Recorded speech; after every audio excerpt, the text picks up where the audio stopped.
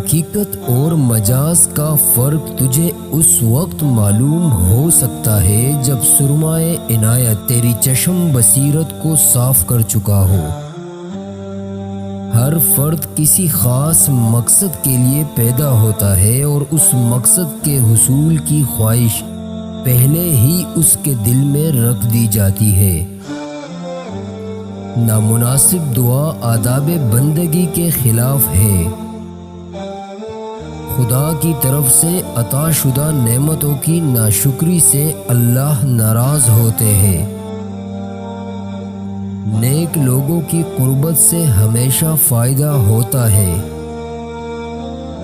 اگر کسی کے دل میں حضور صلی اللہ علیہ وآلہ وسلم کی چاہت اور محبت نہیں تو اس کی زندگی بے معنی ہوگی۔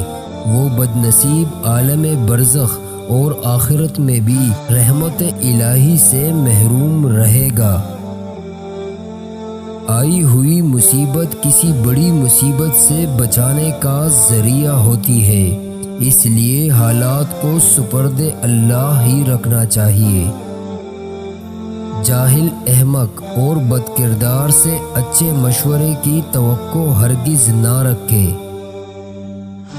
اگر عورت بھی صاحب کردار ہے تو اس سے مشورہ کر لو، وہ تمہیں اچھا مشورہ دے گی۔